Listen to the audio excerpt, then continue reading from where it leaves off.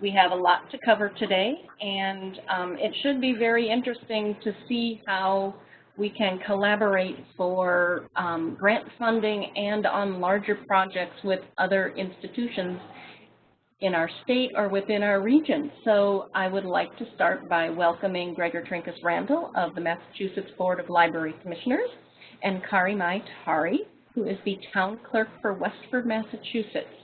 And they will be talking about their MMCARP project, and I will let Gregor give you what that acronym stands for because I always forget some of the letters.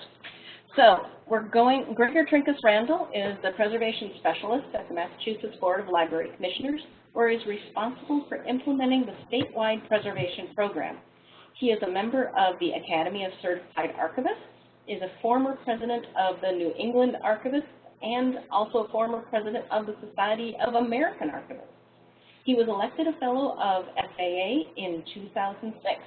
He is the co-project director for, here it is, the Massachusetts Municipal Clerks Archival Education Project, an NHPRC grant that was written with Simmons College. Kari Mai Tari has been the town clerk in Westford, Massachusetts, a community of 22,000, since 2001. Previous experience with government records includes 4 years as assistant town clerk and 1 year prior to that as the Selectman's Secretary in Concord, Massachusetts, as well as a brief stint at the Estonian Embassy in Washington, D.C. as an office manager. Kari holds a BA in Comparative Literature from UMass Amherst and has attended several archives and records management seminars through the Municipal Clerk Associations, SAA, the New England Archivists, and the Northeast Document Conservation Center. She is an alternate member of the Massachusetts SHRAB and is a regular participant in the NHPRC working group for the MMCARP project while also being enrolled as a student in the program. So I am going to turn it now over to Gregor, and we will get started. Good afternoon, everybody. I'm going to talk a lot in the background material and how the course got going, and then Kari is going to follow up in addressing issues from the clerk's point of view. And get this, so we get the slides moving here. One of the things that I wanted to mention right off the bat is the fact that as the preservation specialist at the Board of Library Commissioners, which technically is focused on libraries, although because of my background in library science, archives, public records, and the fact that I've worked in museums, has made it possible for me to work across disciplines and across types of institutions basically seamlessly over the years. This has made a big difference because one of the projects programs that I run is something called our environmental monitoring program, in which we install temperature, humidity data loggers for 5 months within the institutions. It started out originally with public libraries, but over the years we've included more and more of the clerks throughout the Commonwealth. And as a consequence, in monitoring not only their storage areas, but their vaults, I've gotten to not only know a lot of the clerks, but have seen firsthand the condition in many of the record storage areas. And on a couple of occasions, I've run workshops for them, mostly in disaster preparedness, but in response. But what this has done from my point of view is given me a lot of information and a lot of background in relation to working with the clerks, and that has played an important role in this particular project. What's important to understand, and for those who are not clerks, is the fact that most clerks, as I discovered from Massachusetts, but also apparently across the country, are either appointed or elected. And so as a consequence, they don't have archives training, or at least the vast majority don't. And they have training in a number of other areas, which you can see on the slide: elections, open meeting laws, dog licenses, ethics, vital records, etc., but not anything in relation to archives and how to deal with those older records. So the issue that comes up frequently and has been raised on a number of occasions is, okay, we're looking at the day-to-day activities and their responsibilities. This tends to be things like marriage licenses, the dog licenses, people requesting public records, working for elections, being responsible in New England at least for activity with the town meetings, and the current records. But what about the old records? The ones that, as Kari will show you later on, are in a variety of locations, and which I've seen in many different situations. Part of the issue with the old records is a lot of times people don't know what they are. They don't know, they're sort of out of sight, out of mind, and as a consequence, they're responsible for their own records, but also those of the other departments. And they also may be inheriting systems that sort of have been in place for a while, but don't necessarily have any real sense as to how it worked. It worked for somebody, but it may not work for anybody else who picks it up. And yet, clerks feel that they have a responsibility for those records, but they do not have any idea of where they can really start. So dealing with them initially, and this was particularly the case with Kari, wanting to deal with those old records, they knew they didn't have the knowledge to do so, so they were looking at the possibility of having interns from the Simmons College School of Library and Information Science. Their archives programs. However, the problem with that is the fact that the way Simmons interns program is set up, they need to have an archivist on staff supervising them while they're there. And since the clerks don't have any archives training, that becomes a real problem. And this was something that was particularly the case. Kari was very interested in getting this situation arranged so that something could be worked out.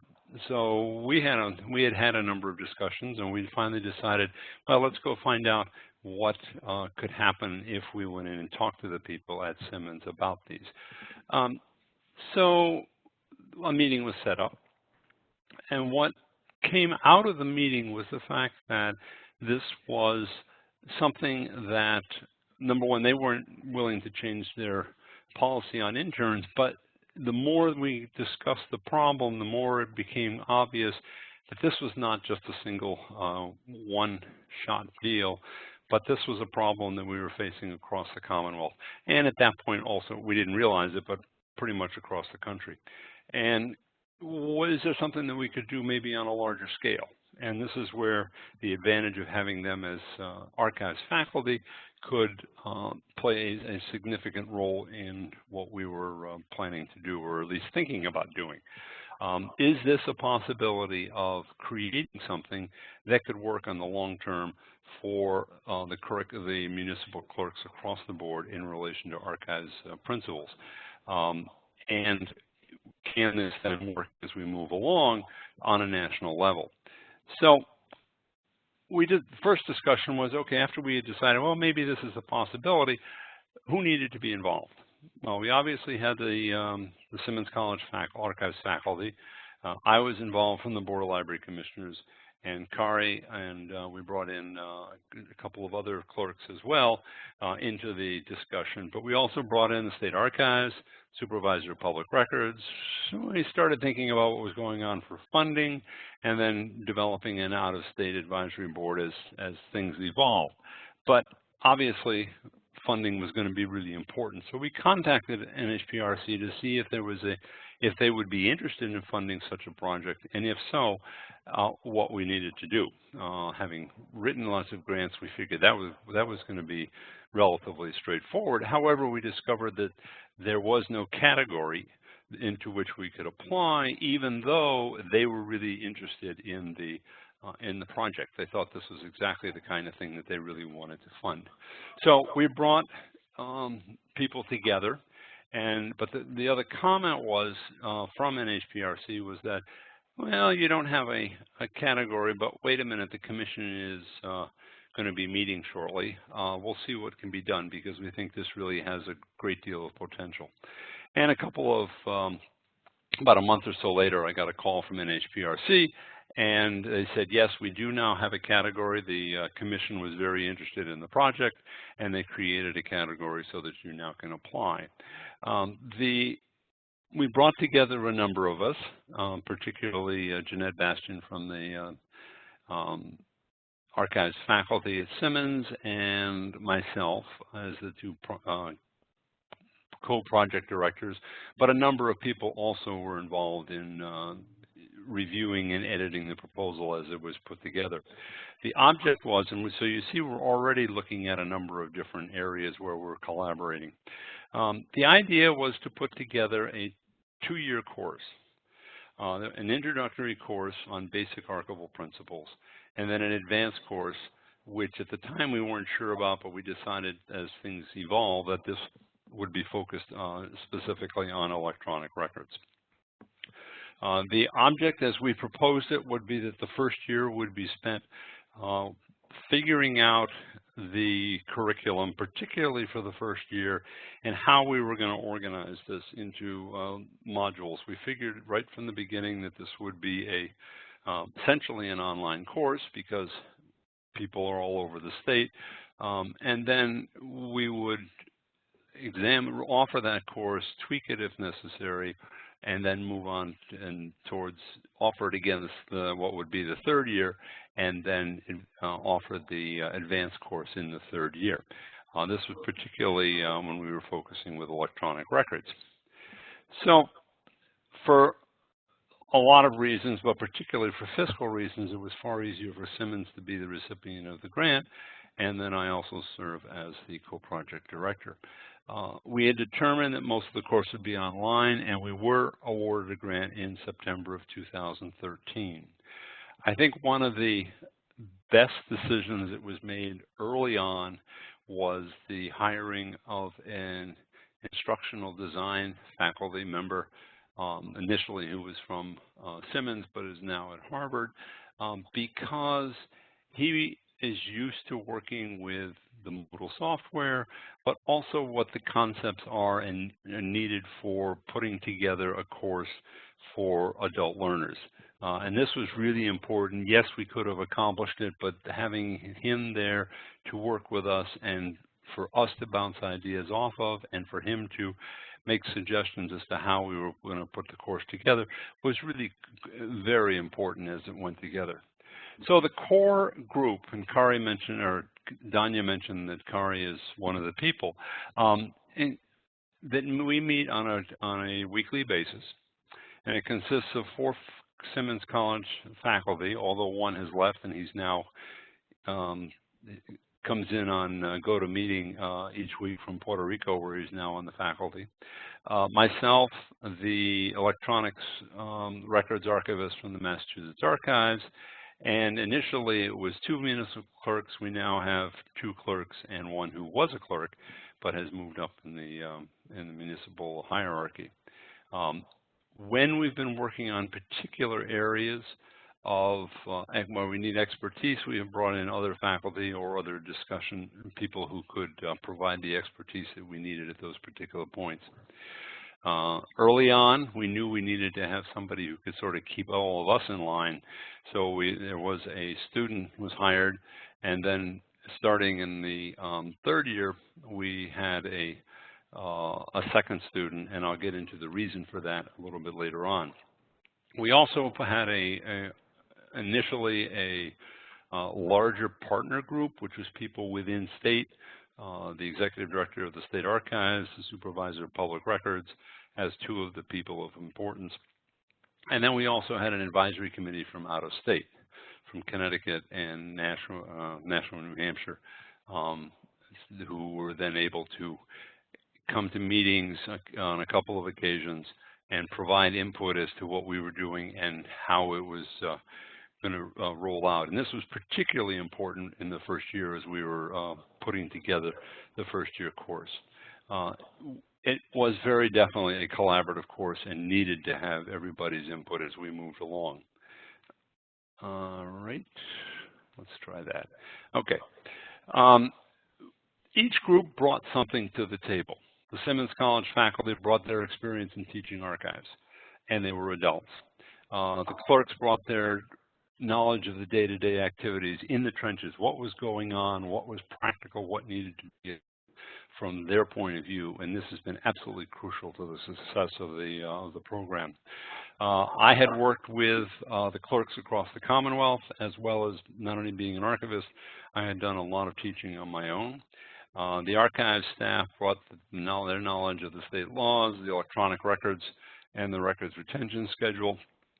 Supervisor Public Records brought his clout regarding the disposition of records, which is important, and a real interest in what was going on, would be going on with the clerks with this project. And finally, the out-of-state advisory committee brought their experiences of what worked in their states regarding clerks education. One of the things that we discovered in doing research from the beginning was the fact that there really wasn't anything out there for statewide or further larger scale dealing specifically with clerks education in relation to archives. So the challenge really was to develop a course that could work for the clerks. It could work for us as archivists, but that wouldn't work. It also needed to be boots on the ground. It had to be highly practical in relation to how it was put together. And here are some of the challenges. Many of the clerks had been out of school for many years. Many of them had not taken an online course. As I mentioned right in the beginning, they were either elected or appointed, so they didn't have archives training. And this then presented a whole bunch of challenges for us. So the decision was that after an initial face-to-face meeting, basically to introduce people to the course, introduce them to Moodle, then the course was going to be online for the whole time. The first one was 2 cohorts of 25, and the initial meeting turned out to be really important because people got to know us, see who we were if they didn't know us already, and also got a chance to really get an introduction to Moodle so that they would know how to proceed. Bill Wisser, who was the instructional design person, was at both of those face-to-face meetings and was able to introduce them to the software. The way we divided it, and we remember we're not aiming to create archivists, trained archivists, but we wanted to give a good solid introduction to archives training and concepts and theory. So we had the 5 modules: provenance, custody, original order, appraisal, arrangement and description, preservation, and advocacy and outreach. Generally 3 to 4 weeks long with an anticipated of 4 to 7 hours per module. And what was important in this is that each one of the faculty members was responsible for one of the modules. But there was input from everybody because we would devise it and then we would distribute it. So we had collaboration across the board from people wherever they were. There's the website, fairly clear. It gives you a better idea of it. And there were a number of details that were set up as they call the water fountain, where people could stand around and discuss virtually, etc. One of the things that was decided early on was that each of the modules really needed to follow the same format because it made it was going to make it a lot easier for everybody to follow it. There was a discussion on every module between the faculty, between Kari and the other clerks with us. And one of the things that was difficult in the beginning, and this is where the clerk's input was so important, is that the Simmons College faculty were used to teaching it much more on a theoretical basis. And what we needed to do is to make sure that this was something that was really practical right from the beginning and was in a position where people could actually apply it in their shop and therefore learn with their own records as it moved along. We did not want to make this overwhelming, but enough so that they could carry on the respective projects that were on. So we had framing was the first part of the of each module. How does it apply to records? Basically, it was a description of the concepts of that particular one, whether it was appraisal or arrangement description or preservation, etc. And this gave you a chance, the clerks, a chance to get a background in this information and in this category that we were working on. And then there was an online quiz. And the online quiz was such that if it turns out that you didn't get it right, it said, okay, you might want to think about this again, and gave you another chance. So people had a chance to go back and look at the information, come back and take the quiz again. So it really was a learning. It was not a situation where it was yes or no, period. We had a simulation, town of Chiltern Hills, anywhere in the United States, and this was used with the clerk who was in Chiltern Hills and the various problems that they were facing. And there was a set of marriage records for modules, and there were a number of decision points that the clerk had to make based on the information that was presented in the simulation narrative. And then, as a consequence, they, again, had to make these decisions in the same way. If they didn't make what was considered to be the best decision, they had to go back and get a second chance at it. And then a final assignment that was dealing specifically with things that were going on within their shop, and they had to use their records to carry these out. And there was also an online forum, which unfortunately we didn't get as much discussion in the first year as we would have liked, but it was still there. So here's just quickly a few slides on the module format based on what I've just been saying. As you can see here, this will be the module 4, which is preservation. You have the framing, the introduction, the framing, the application, and then the assignment at the end. And as you can see here, much more specifically as to when that was being offered and what was happening in each of the respective sections that were going on. The framing section here was a good example as to, in relation to the preservation part, how it applies to records, why is it necessary, and what are the components of a preservation program. The simulation, there was a particular situation that the clerk in Chiltern Hills, in going down to the storage area, came across this situation, and they had to make, he or she had to make a decision as to what they were going to do first. There were problems with some of the volumes that were there, some of the papers, and there was also water on the floor. So I'll leave it up to you at this point as to how you would go. The assignment, we created a self-assessment tool, preservation self-assessment tool, which they then needed to apply to their storage areas, and then present it to us as the faculty as to what they learned and what they thought they might be able to do about it for their institution in regards to that. And here was just a quick example of a couple of the questions that were raised in the course of the preservation assignment. Initially, we had 41 clerks, 2 dropped immediately for medical reasons, and a bunch of these I've mentioned. What was the other point that came out was at the end, at the Mass Town Clerks Association annual meeting, we held a forum for the people to participate in, and we ended up with a fair amount of good feedback at that point for us to use as we tweaked the second year. Certificates were awarded in August for those who had completed all 5 assignments, and that was 22 clerks who did it. The forum, the information was important was that they wanted a longer initial face-to-face meeting. They wanted more direct or personal contact with the instructors, and although we weren't more available, what we did was hire a second student who on a weekly basis, if not more frequently, was in touch with all of the participants so that they could give feedback, and he could give feedback on what they were presenting, and he could provide support for them as they moved along. And this has turned out to be a real bonus as to how they have moved ahead. There were some problems with some people finishing the course. Some of them did it, and then they did a lot of it at home and then went to into the office. Others had problems downloading the material, and but the big comment was that there was a lack of time rather than a lack of desire. For those who know New England, a lot of these clerks were dealing with town elections and town meetings in the spring. But one of the things that came up is that some of them also felt that they'd fallen too far behind.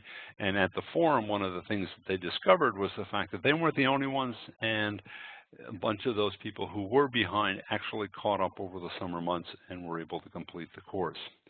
So changes that we implemented or thought about at least, we worked specifically with them on the responses from the forum and were able to address some of these issues that they could. Some of them were not ready to be implemented, but this gave us a good chance to see what other options we had. Just quickly, this is from the first year. You could see how many people participated in the respective modules as we went along. The utility, we got a lot of very positive response in relation to how people thought, what people thought about the respective modules as we went along. Remember I had said we were thinking of 4 to 7 hours per week or per module, and you're finding, as you see here, it really was not a lot of time, an hour to 3 hours, with most of them around 2 hours a week on each of the assignments. But when you look at the module, we're someplace pretty much between 4 and 7, maybe 8 hours per module, which is pretty much what we had anticipated, and it made it a lot easier to understand where everybody was at. The other thing that is sort of the carrot that's out in front of everybody is that once they had turned in all 5 of the assignments, they were then awarded 5 credits, both by the Massachusetts Town Clerks Association and the International Institute of Municipal Clerks Association. So this was is something that really is a carrot as we move people along. One of the things that we're hoping to be able to do is move this along and make it a required course for clerks, but that hasn't gotten there yet. The second year, the focus is mostly on electronic records. The first module was essentially introducing electronic records to the clerks. Not that they didn't know about them, but okay, what are the concepts that have to be dealt with? Module 2 was taking the information from the first year and applying it to what was learned in what they were dealing with in the electronic records. In the module 3, there are going to be 3 case studies. The first one is now live. Dealing with situations that they could easily face in their office, but all of them dealing with electronic records, and they will get more difficult each on the second one more than the first, and the third one more than the second. And then eventually the 4th module will address outreach and advocacy. We're hoping to make this a national model. We've been able to have a number of people from out of state do everything except the assignments for the first year, and gave us a lot of really positive feedback on it and as to how it would work within their states and what things would need to be changed to move ahead. We are in conversation with SAA and CoSA as possible sponsors, collaborators, etc., on offering the course nationally. So these are just some of the questions that are being raised and that we're trying to discuss as we move ahead with that. And with that, thank you, and I will pass it along to Kari for her half. Great, thanks, Gregor, and hello, everyone, and thank you for the opportunity to talk about this collaboration from the clerk's perspective. Let me see if I can start here. Here we are. Okay, so here's our working group. I'll start by introducing we're coming from a great diversity of backgrounds. Bill Worcester is the instructional designer in the far back. Gregor, as you all know, Donna Cooper, who is former town clerk in Lexington and current CIO in Lexington. Myself, I'm taking the picture. Michael Camo, who is the executive director of the State Archives. Jeanette Bastian, co-director of this grant. Kathy Wisser, professor at Simmons, Wes Fiorentino, who's a Simmons graduate and course administrator and facilitator, Veronica Mertzel, who is electronic records archivist at the State Archives, Donna Weber, who is Simmons faculty as well, Amy Warfield, Town Clerk, Town of Burlington, and Matt Young, Simmons graduate and course facilitator. So with this such diverse background at the table, why bring in town clerks? What was our role? What could we really contribute? Our needs far exceeded our knowledge of records and archives management. At least that was my perspective coming into it. What can we offer? We can offer context, as Gregor mentioned. Government records are different enough from private collections. We often struggle to apply the principles we learned to our own records. Feedback from conferences to the Education Committee point to the need to make learning as practical as possible, and for us, practical means working with our records and our terminology. We also know the current workflow of our records. We're familiar with state retention schedules as they apply to our records, and we're familiar with state laws governing records creation.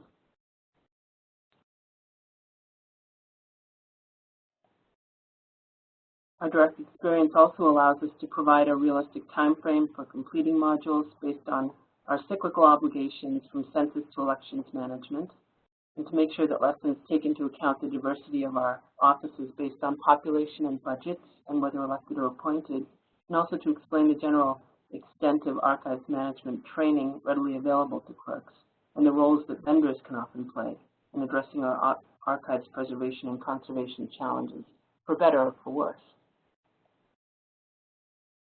Ultimately, we all have visions of how things should be. We crave order, and we work well with an organized system. We're not lazy, but without the right knowledge, how can we know how to advocate for resources to achieve our goals? And we know how things really are. We don't invite the public into our basements or attic storage spaces of town halls, where we struggle with environmental conditions or the territorial battle with other departments for record storage space. Many clerks are surprised and embarrassed about these inherited systems. Why would we call attention to something so negative? This is where vendors often come in, giving us reports, calling out all the problems in shameful ways, and they offer us solutions to clean up our messes. Some will even write our RFPs. This is by no means the practice of all vendors, but without knowledge, how can we know who's actually qualified to advise and to do work that really needs to be done? As clerks, we know how important an archival education program for clerks is now. We're drowning in paper, and some of us have reached that tipping point. Town halls are literally buckling under the weight, and yet no one is willing to throw anything away. Or they throw too much away just to make room for current records. So who are the clerk advisors? Gregor mentioned Donna Hooper comes with a lot of experience as Lexington Town Clerk. She is past president of the Mass Town Clerks Association. She has an archives program in place and a part-time archivist on staff. She brings, in addition to the many years of experience, she has a keen interest in electronic records management programs, and she's in a position as CIO of policy crafting in Lexington. Amy Warfield is an elected town clerk who worked in the office as an assistant for many years before her election, and she has a technical training background. She also has an archives program, but that is very highly developed and managed by a full-time archivist. Amy's interested in electronic records and archives management systems and how to bridge that learning gap. I'm an appointed town clerk working on getting an archives program in place. Our town hall was condemned because of structural failure, forcing us and our records to move out of the building in different directions. We're now back in a renovated town hall with an archives center that after 5 years is nearly full. So we need help weeding out the non-permanent records. one of the first things that we did as clerks was to ask around in other states about their programs. And many do have various levels of records management classes and webinars, but there didn't seem to be any programs that focused on teaching archival principles as they apply to municipal records. Our own state and regional associations offer classes at conferences and institutes, but they're generally overviews and they're offered as presentations. So nothing seemed to approach the model that resembled an archival records program specifically for clerks.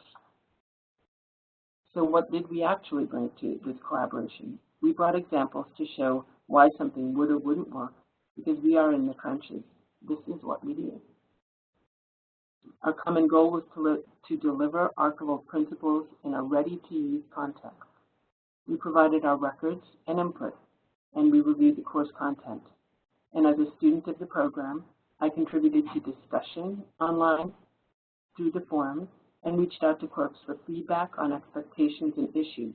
Some clerks, for instance, felt that they had fallen too far behind to jump back into the course. The point of this type of learning is to do it at your own pace, however. So Jeanette, Donna, and Gregor were great about reaching out to those students to let them know that no one is judging their timing. The main point of the program is to get the education in spite of how busy we are. We met monthly, bi-weekly, and ultimately weekly to review drafts developed by faculty. As Gregor mentioned, each module provided two products. The simulations reinforced the framing, but also created a template. The assignments resulted in a product using that template. So that's one finding aid or inventory or retention schedule done. Not so hard once you have engaged in a hands-on experience.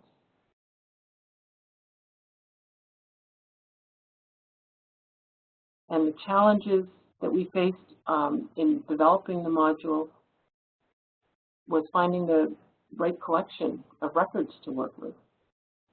We decided on marriages because they're created in our offices. Several forms are involved that have evolved over the years as laws have changed. And some of the forms are permanent while others are limited in retention. Some are confidential while others are public.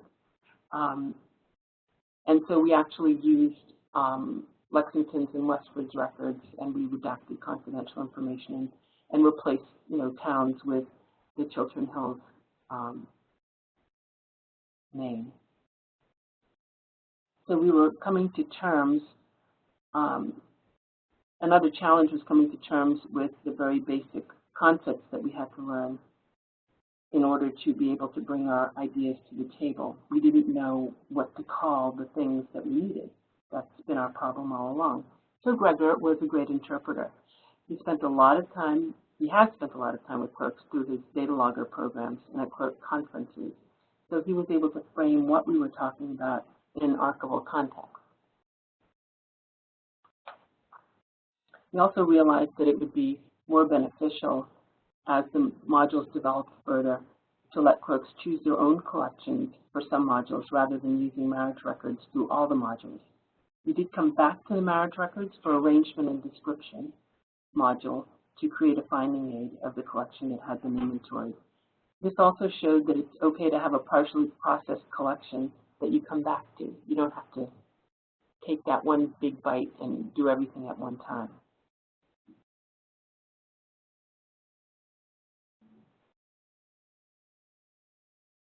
Oops, sorry, in trouble there. So as far as advocacy and outreach, our collaboration went beyond course development. We reached out to clerks and the legislature, and that has also been a collaborative effort.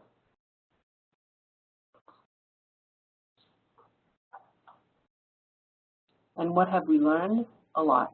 Are we experts? No, we're not. Not in the least, but we have a lot more confidence in knowing where to turn for help and what the roadmap looks like. From choosing vendors to helping other departments, our perspective is shifting from departmental to municipal archives. Here's some examples of the products created by modules. In Module 1, we created that records inventory form.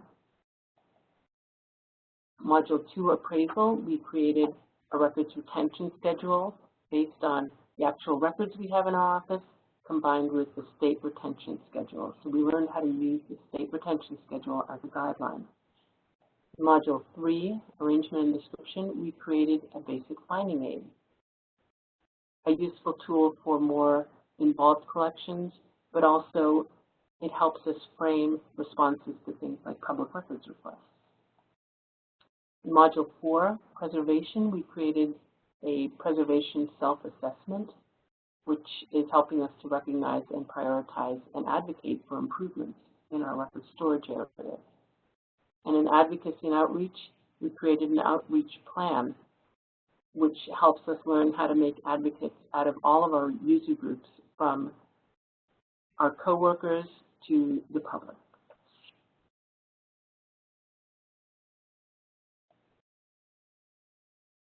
For the advanced course on electronic records management, we're again using real-world examples to show how the same basic archival principles apply to electronic records. Ultimately, what this collaboration has taught us is that there's a community of support for us out there. And that support will help us become better collaborators within our own communities and on the state level to advocate for our records. Thank you. Thank you, Kari and Gregor. So now we'll welcome any questions that you have. Please either send them in the Q&A, the chat box. But I'm going to start out with a question for both Gregor and Kari. In the initial planning phases when you were getting together, because this was such a big project, I'm just curious, before you even started writing the grant, because we know that takes a long time, how much time did you spend drawing together all of the essentially stakeholders that you have in this project? Because there's an awful lot of them. Do you know? Do you remember? Well, that was a few years ago. Yeah, I think, Gregor, you're better positioned to answer that because you and Michael collected a lot of people. I would say it probably took... Gregor, I can't hear you, Gregor. Okay, my mic is on. Well, we can't hear you anymore. Is that better? Oh, that's better. All right. Sorry. The mic, I moved the mic down from my head. I have a headset. It probably took about a month to pull people together. I think particularly after Kari and I met with Jeanette Bastian and Donna Weber, and we realized that, hey, wait a minute, this is a lot bigger than just getting an intern for Kari. And it was something that we had the potential for being a much bigger project.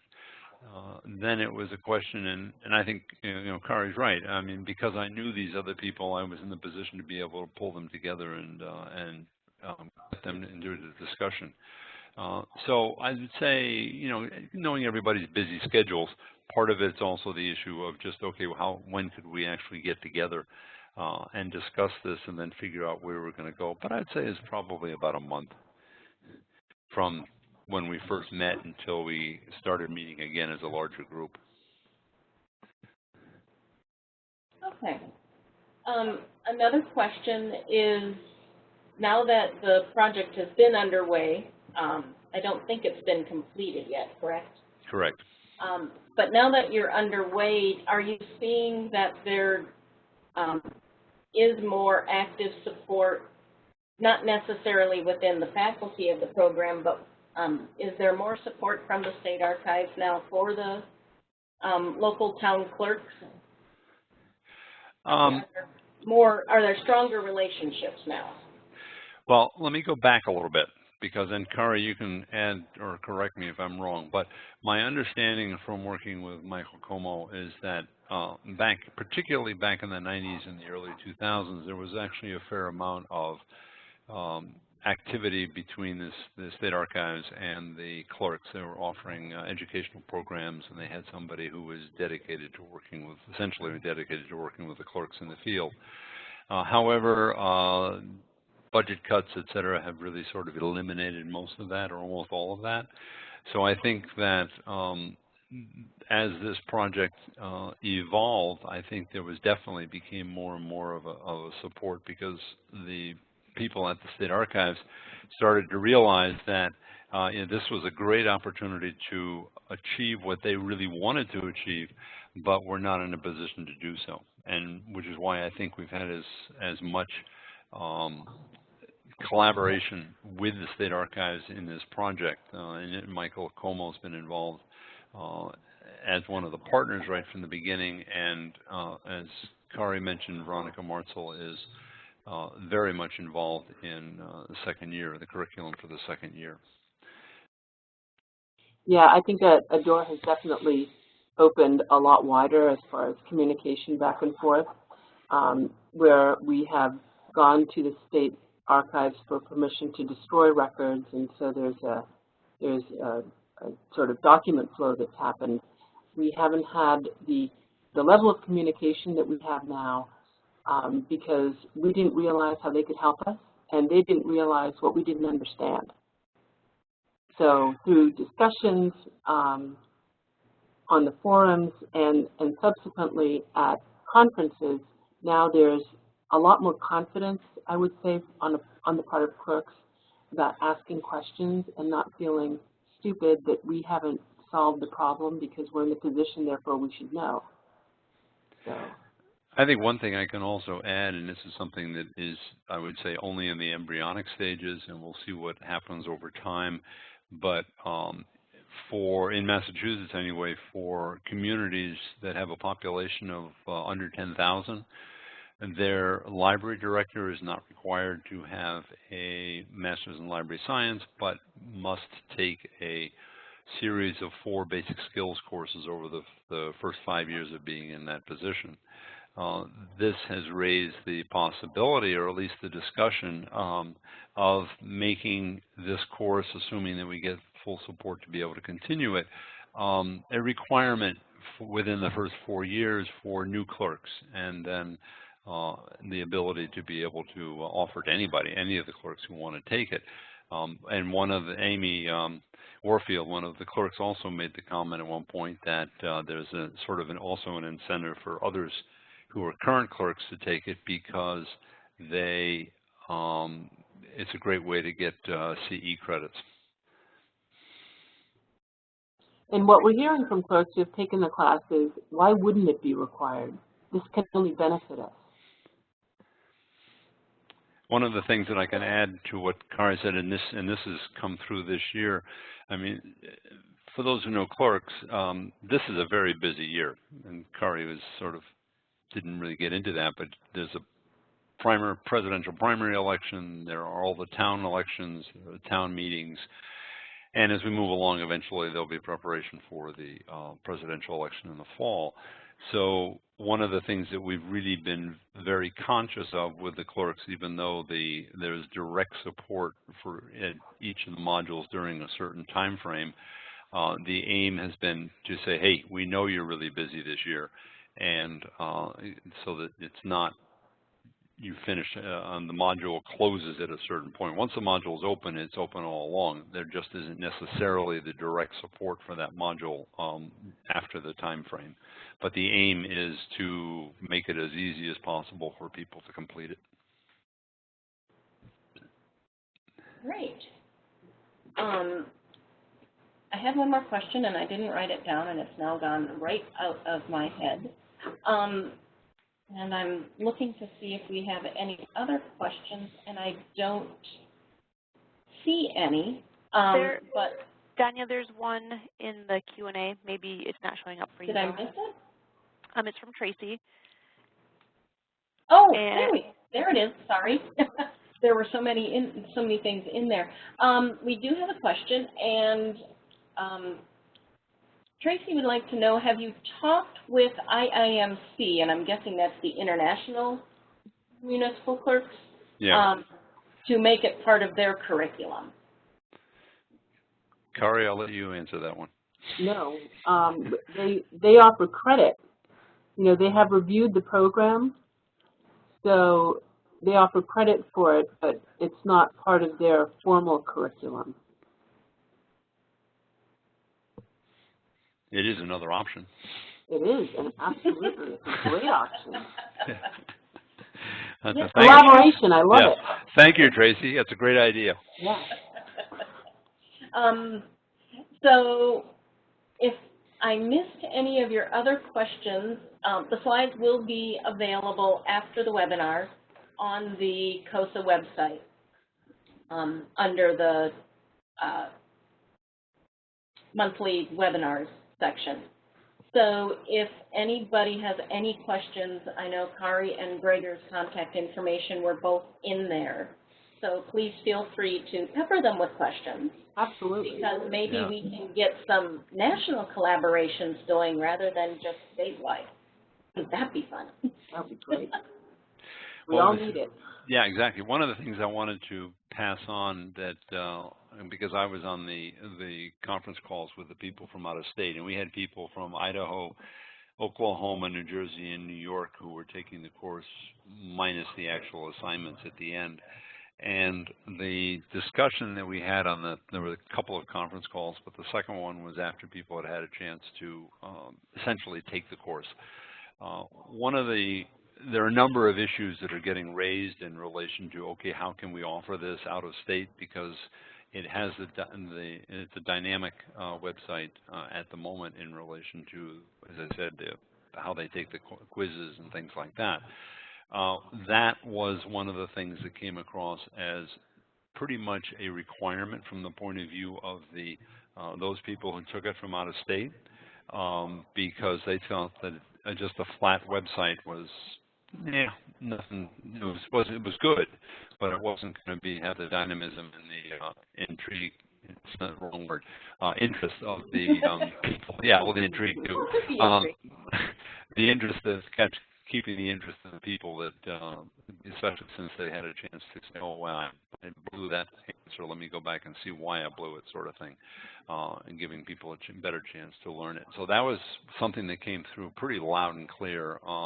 How it's going to be done in relation to what eventually evolves is another story, but that's something that came to us from all of the participants pretty clearly. All right. Well, thank you, Gregor and Kari, and I hope you do get more questions, because I think we've got a lot of people from across the country that could possibly have some good input for you. Danya, there's one more came in. Did it? The Q&A didn't go red on me. Oh, why didn't I do that? Oh, this Q&A is going to be the death of me. So Mary has a question. Is there any difference in your approach to covering old records and electronic records? Yeah. What we've done, and Kari, since you're in the trenches, I'll let you take it afterwards. What we've basically tried to address is the fact that yes, it's a different format, but you're still dealing with the same archival principles, and having people so that they can address it in that vein. And that's why the second module in the electronic records section, that is the second year, really goes back and looks at, all right, here are the 5 modules, here are the 5 things that we pretty much covered during those. This is the way you need to approach those, apply those to the electronic records. And Kari, you've been dealing with it, so I'll let you take over from there. Right, so we're being reminded of the principles that we learned in the first year, and the fact that the approach may not be in exactly the same order, depending on what we're faced with. So, the first step was to survey our records and look at what do we actually have that's electronic, and do we actually have the hardware to access the information that we have electronically. And some things obviously are born digital, but are they on thumb drives or floppies, or where are they? So and we're also offering scenarios where there's a mix of records, and now you have to think about how will you approach these things. And we're offering 3 different scenarios. In the first one, we're providing the solution and showing how the different principles are used. In the second, and that's dealing with minutes specifically. So there's a scenario, there's a situation that's happened, minutes are being sought, some are electronic, some are, on audio tape, so what do you do with that? But you've got a bigger collection in a box. And then in the second scenario, there's an issue with email and how to, not just making it available, but then how do you deal with preserving it? So we're taking things out of that framework, but we're using the same principles. See, I don't know all the words to use, but I'm trying. You're doing fine. You're doing just fine. And the third one is going to remind me, but I think it's planning department, planning right, records. So it's born yeah. digital. Right. Planning and zoning filings, a lot of those are being done electronically. And so the scenario is, again, about access, but it's also about workflow and how managing the workflow is important from inception to preservation. Well, great. Thank you. And I'm checking the Q&A again, and I don't see anything new. But thank you, Becky. So to wrap up, as always, we do appreciate your feedback. So when you exit the webinar, you'll be taken to our CoSA online webinar evaluation. Please fill it out. It really does help us to try to make these webinars better and better as we go along. We do have many upcoming events and webinars. June 21st is Preservica Real World Digital Preservation and Program Roundup. Next month's webinar on Thursday the 23rd is collaborations with K-12 schools. July's webinar is archival documentation with communities of color and marginalized communities. And then don't forget, the first week in August is the CoSA SAA Joint Annual Meeting in Atlanta. And then our August webinar will fill everybody in on what went on for those of you who can't join us. As a reminder, for those of you who didn't see Sarah Kuntz's email that went out, there are still scholarships available from CERI. Even if you just applied for one in May, you can still apply for another one. So please, please sign up for more scholarship funds. Send your application to Sarah Kuntz.